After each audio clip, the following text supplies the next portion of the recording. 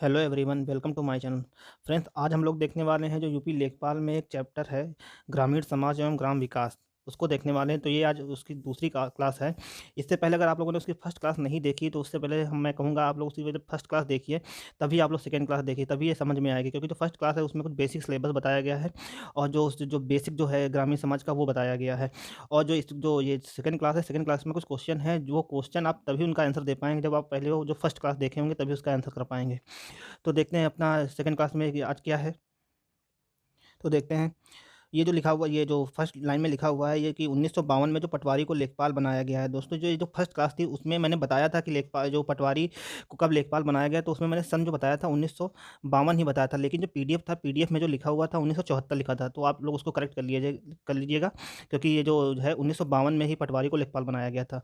तो आगे देखते हैं राज्य की संरचना की, एक राज्य कैसे बनता है। तो जैसे राज्य राज्य जो अपना यूपी है, तो यूपी में जो यूपी राज्य है, राज्य में जो है मंडल होते हैं, मंडल में ही जिले होते हैं, और जिले में तहसील होती हैं, और तहसीलें जो हैं ब्लॉक से मिलकर बनी होती हैं। और जो ब्लॉक बना होता है, ब्लॉक जो बना होता है गाँव गाँव से मिलकर के बना होता है। और जो गाँव होते हैं, गाँव में ही मोहल्ले टोले और परिवार होते हैं। और परिवार जो बनता है व्यक्ति से मिलकर के परिवार बनता है। तो यूपी देखते हैं, यूपी के संदर्भ में देखते हैं। तो जो राज्य हमारा यूपी है, यूपी में जो कुल कुल मंडल हैं वो 18 मंडल हैं। और जो यूपी में ज़िले हैं 75 ज़िले हैं। और जो यूपी में तहसील तहसील जो प्रेजेंट टाइम में यूपी में है 350 जो है तहसील हैं यूपी में। और जो ब्लॉक ब्लॉक जो है ये जो है 826 यूपी में प्रेजेंट टाइम में ब्लॉक हैं। और जो गांव गांव जो है यूपी में, ये जो गांव हैं यूपी में ये हैं 97,941 यूपी में गांव हैं। और जो मोहल्ला टोला, ऐसी कोई मतलब ये जनगणना नहीं की जाती जिसमें मोहल्ला और टोले के बारे में जानकारी हो, और व्यक्ति और फिर व्यक्ति, इन सबसे मिल करके एक राज्य की संरचना होती है। ये सब जब मिलते हैं तब एक राज्य बनता है। आगे देखते हैं अपना आगे देखते हैं। जो ग्राम पंचायत है यूपी में, ये है 58,189 जो है ये यूपी में ग्राम पंचायतें हैं। और भारत में जो ग्राम पंचायतें हैं वो हैं 2,40,202 हैं। जो भारत के संदर्भ में जो ग्राम पंचायतें हैं। और ये जो समाज समाज की जो सबसे छोटी इकाई माना गया है वो परिवार को ही माना गया है। अब देखते हैं परगना और तहसील और ब्लॉक ये क्या होते हैं। तो जो परगना था, ये सल्तनत काल और मुगल काल में, जो ब्रिटिश काल के दौरान जो प्रशासनिक इकाई थी, राजस्व इकट्ठा करने की जो इकाई थी, उसको परगना कहते थे। और प्रेजेंट टाइम में परगना को ही तहसील कहते हैं। यह वर्तमान समय में जो राजस्व का भौगोलिक इकाई है, ये जो है तहसील है। आगे देखते हैं। ब्लॉक ब्लॉक जो है ग्रामीण विकास की भौगोलिक इकाई यह है, और जो ग्रामीण क्षेत्र की सभी योजनाओं का क्रियान्वयन यही करता है। जो ब्लॉक जो होता है, जो जो गवर्नमेंट जो सेंट्रल गवर्नमेंट या राज्य गवर्नमेंट की जो योजनाएं होती हैं उनको ग्रामीण क्षेत्र से जो क्रियान्वित करने का कार्य होता है, यह ब्लॉक का होता है। ब्लॉक का जो प्रशासनिक अधिकारी होता है वो बीडीओ होता है, ब्लॉक डेवलपमेंट ऑफिसर, इसको बीडीओ कहते हैं। नेक्स्ट आगे देखते हैं। गाँव के प्रकार, जो गाँव के प्रकार होते हैं, गाँव को 4 प्रकार में माना गया है।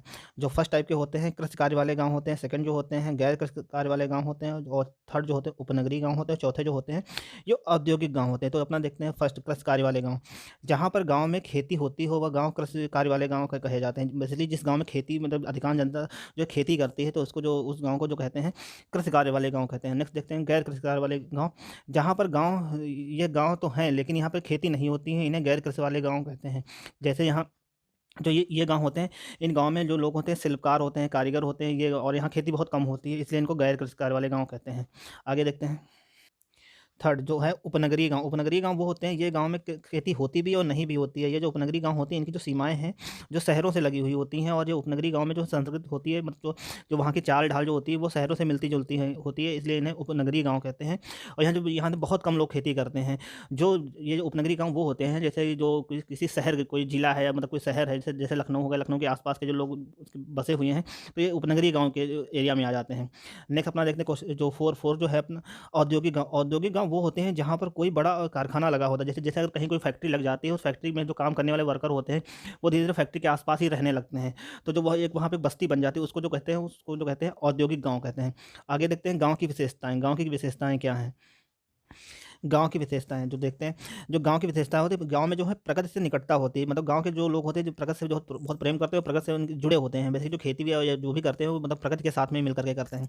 और जो आकार, ये जो गाँव होते हैं आकार में छोटे होते हैं, और परिवार में एकरूपता होती है। परिवार में एकरूपता का मतलब ये है, वह जैसे जैसे शहरों में लोग एक दूसरे को नहीं पहचानते, लेकिन गाँव में ऐसा नहीं है। अगर किसी एक के यहाँ कोई लड़ाई होती है तो दूसरा जरूर उससे सपोर्ट करने में आ जाता है, या मतलब आपस में जो वैसे भले भाई भाई एक दूसरे को नहीं मानते हो या मतलब कुछ नहीं करते, लेकिन अगर कुछ झगड़ा हो जाता है तो दोनों मिल करके एक हो जाते हैं। आगे जो है धर्म एवं वादियाँ प्रथा। गाँव में जो होती हैं ये जो धार्मिक प्रथाएँ और रूढ़िवादिता इनकी ये बहुत होती हैं। और संयुक्त परिवार प्रणाली जो मतलब जो परिवार होते हैं ये संयुक्त होते हैं, जैसे चाचा, फूफा सॉरी चाचा हुए और ताऊ हुए और मतलब ये सब और बाबा-दादी ये सब एक साथ मिल कर के रहते हैं। और जजमानी प्रथा का जो महत्व ये होता है जैसे जजमान गाँव में जो है जजमानी प्रथा का प्रचलन बहुत होता है। जजमानी प्रथा वो होती है जैसे अगर कोई व्यक्ति किसी के अंडर में कोई कार्य करता है, जैसे पहले होता था कि अगर नाई है या पंडित है, ये फिक्स होते थे कि इनके यहाँ यही जाएँगे, उनके यहाँ यही कार्य करेंगे। तो जो जिसके यहाँ कोई कार्य करता था, तो वो जजमान होता था, जो उसके अंडर में कार्य करता था, वो जजमानी होता था। जैसे अगर और ये जो कर्मकांड और हजामत, कृषिकार्य हेतु जो है ये सब और ये जो हैं पैसे नहीं लेते थे, इनको पैसे के बदले जो अनाज दिया जाता था। आगे देखते हैं। अब कुछ क्वेश्चन देखते हैं। फ्रेंड्स अगर क्वेश्चन देखने से पहले मैंने आप लोगों से पहले बताया था, अगर आप ये क्वेश्चन तभी कर पाएँगे जब आपने फर्स्ट क्लास भी देखी होगी, तभी ये क्वेश्चन कर पाएँगे, क्योंकि जो बहुत सारे क्वेश्चन जो पहली क्लास से बने हुए हैं। तो इसलिए क्वेश्चन अटेंड करने से पहले आप पहले नंबर पर फर्स्ट क्लास देखिए, फिर सेकंड क्लास देखिए, तब ये क्वेश्चन अटेंड करिए। तो देखते हैं अपना आज का पहला जो क्वेश्चन है क्या है। तो पहला क्वेश्चन जो हमारा है, ग्रामीण क्षेत्र घोषित होना किस पर निर्भर करता है? तो जो निर्भर करता है ये जनसंख्या पे भी निर्भर करता है, जनघनत्व पे भी निर्भर करता है, व्यवसाय पे भी निर्भर करता है। तो इसका जो करेक्ट ऑप्शन है वो उपयुक्त सभी है, डी जो करेक्ट है। जो ग्रामीण क्षेत्र जो घोषित किया जाता है, इसके लिए जो जनसंख्या मानी गई है, एक गाँव घोषित करने के लिए जो उसकी जनसंख्या होनी चाहिए 5,000 से कम जनसंख्या होनी चाहिए। और जो जनघनत्व है वो मतलब एक डेंसिटी जो मतलब 1 किलोमीटर एरिया में जो लोग रहते हैं वो जो डेंसिटी है जनघनत्व वो भी 400 से कम होना चाहिए। और व्यवसाय जो है जो उस गाँव के करीब 25% लोग खेती पर आश्रित हों, तो उसको ग्रामीण क्षेत्र कहा जाता है। नेक्स्ट क्वेश्चन जो है ब्लॉक क्या है? ब्लॉक जो है ये ग्रामीण विकास के लिए भौगोलिक इकाई ये जो ब्लॉक है ये ग्रामीण क्षेत्र के लिए भौगोलिक इकाई कहा गया है। नेक्स्ट क्वेश्चन देखते हैं। क्वेश्चन नंबर 3 जो हमारा है, लेखपाल के संबंध में कौन सा कथन सत्य है? तो लेखपाल के देखते हैं कौन सा कथन। जो फर्स्ट क्वेश्चन ये ग्रामीण क्षेत्र का जमीनी कर्ता-धर्ता होता है, तो ये सही है। प्रशासन का राजस्व उपनिरीक्षक होता है, तो ये भी सही है इसका। पहले पटवारी के नाम से जाना जाता है, तो ये भी सही। तो इसके जो करेक्ट ऑप्शन हो जाएगा उपयुक्त सभी। फ्रेंड्स ये क्वेश्चन जो है क्लास नंबर फर्स्ट में बहुत अच्छे से बताया गया, तो इससे पहले आप लोग क्लास फर्स्ट जरूर देखिए। नेक्स्ट क्वेश्चन नंबर 4 जो हमारा है, 2011 की जनगणना के अनुसार भारत में कुल गाँवों की संख्या कितनी है?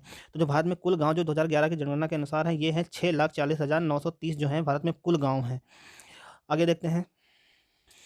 क्वेश्चन नंबर 5 जो हमारा है, भारत की कितने परसेंट जनसंख्या ग्रामीण है? तो ये जो परसेंटेज के हिसाब से जो ग्रामीण है 68.8% जनसंख्या जो है ग्रामीण है। लेकिन अगर इसको जो नंबर में देखा जाए तो 83.3 करोड़ जो जनसंख्या है वो ग्रामीण जनसंख्या है। और जो भारत की जो टोटल जनसंख्या जो है 2011 की जनगणना के अनुसार जो थी ये 121 करोड़ थी। उसमें से 121 करोड़ में से जो है 83.3 करोड़ जो है जनसंख्या ये जो ग्रामीण है, और जो इसका परसेंटेज के बिहाफ पे देखा जाए तो 68.8% जो जनसंख्या ये ग्रामीण है।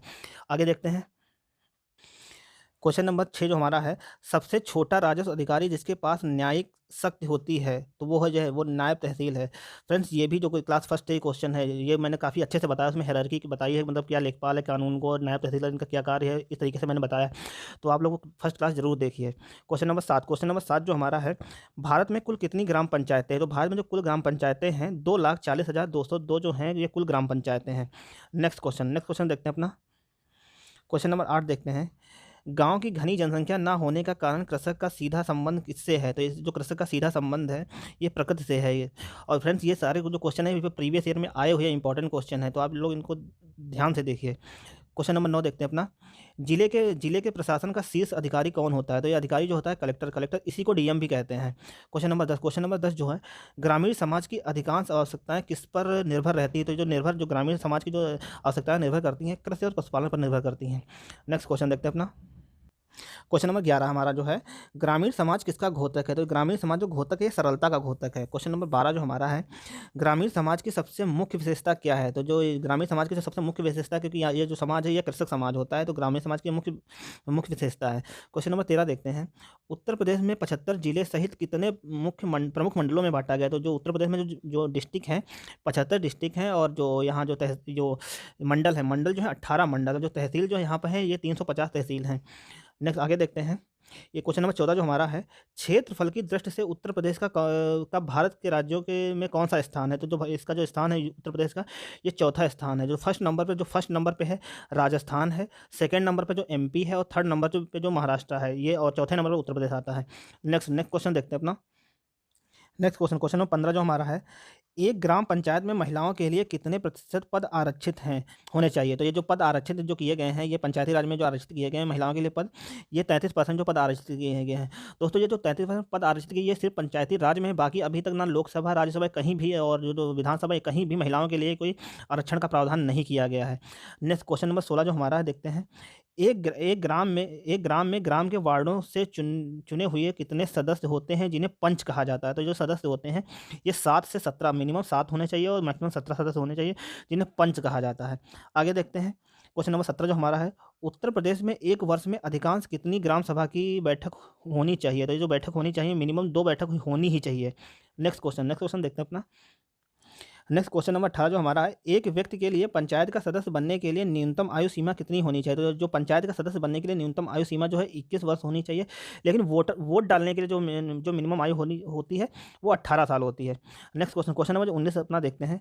राजस्व परिषद का प्रशासनिक मुख्यालय कहाँ है? तो जो राजस्व परिषद है, जो रेवेन्यू से संबंधित जो वो करती है बातें, तो इसका जो राजस्व परिषद है ये लखनऊ में है, लेकिन अगर राजस्व न्यायालय की बात आ जाए, राजस्व न्यायालय जो है ये प्रयागराज में है। नेक्स्ट क्वेश्चन नंबर 20 जो हमारा देखते हैं। राजस्व संबंधी विवाद निपटाने के लिए शीर्ष न्यायालय है, तो ये जो राजस्व से संबंधित जो विवाद होते हैं इनको जो निपटाने के लिए जो शीर्ष न्यायालय है राजस्व परिषद, ये राजस्व परिषद है और ये जो है प्रयागराज में है। नेक्स्ट क्वेश्चन नंबर 11 जो अपना 21 देखते हैं। क्वेश्चन नंबर 21 जो हमारा है, भारत गांव में निवास करता है, किसने कहा था? तो ये जो कहा था भारत की गांव में निवास करता है, ये महात्मा गांधी ने कहा था। क्वेश्चन नंबर 22 जो हमारा है, परगना क्या होता है? तो परगना जो है स्वतंत्रता पूर्व राज्य से इकट्ठा करने वाली प्रशासनिक इकाई जो थी ये परगना थी। आगे देखते हैं। नेक्स्ट क्वेश्चन नंबर 23 जो हमारा है, कौन सा गांव का प्रकार नहीं है? तो जो गांव का प्रकार नहीं, गैर व्यवसायी जो गांव है ये कोई गांव नहीं है। जो अभी बताया गया था कि जो गांव है, गांव 4 प्रकार के होते हैं। एक तो होते हैं कृषि कार्य वाले गांव, दूसरा जो होते हैं गैर कृषि कार्य वाले गांव, तीसरा जो होते हैं औद्योगिक गांव, और जो चौथे जो होते हैं वो होते हैं उपनगरीय गांव। ऐसा कोई ऑप्शन नहीं था कि मतलब जो गैर व्यवसायी गाँव ये कोई गाँव नहीं होते हैं। नेक्स्ट क्वेश्चन नंबर 24 जो देखते हैं, गाँव की विशेषता नहीं है, तो देखते हैं।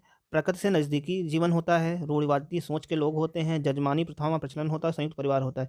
फ्रेंड्स ये सारे करेक्ट हो जाएंगे। जो यहाँ पे जो नहीं है ये हो जाएगा, ये नहीं को यहाँ पे कर लीजिए कि गांव की विशेषताएं होती हैं। तो जो ये गांव की विशेषताएं होती हैं, प्रकृति से नज़दीकी भी जीवन भी होता है गाँव के लोगों का, रूढ़िवादी सोच भी होती है, और जजमानी प्रथाएँ जो मतलब जो होती हैं, जजमानी प्रथाएँ भी गाँव में होती है, और संयुक्त परिवार भी होता है। तो जो इनमें दी गई सभी विशेषताएँ जो है सही हो जाएंगा। नेक्स्ट क्वेश्चन देखते हैं। तो आज की क्लास में इतना ही फ्रेंड्स। इससे पहले मैं फिर से बता रहा हूँ, अगर आप लोगों ने ये क्लास पहले नंबर पर देखी है तो इससे पहले क्लास नंबर फर्स्ट देखी, तभी आपको ये सब कुछ समझ में आएगा। क्योंकि जो क्वेश्चन है ये सारे क्वेश्चन जो मैंने डिस्कशन किया है, जो फर्स्ट क्लास में मैंने किया है, जब तक आप वो नहीं देखें तब तक ये क्वेश्चन आप नहीं कर पाएंगे। तो आगे देखते हैं अपनी नेक्स्ट देखेंगे अपनी तीसरी क्लास। तब तक के लिए धन्यवाद। वीडियो अगर आपको अच्छा लगा तो वीडियो को लाइक करें और चैनल को सब्सक्राइब करें। मिलते हैं तीसरी क्लास में, तब तक के लिए धन्यवाद।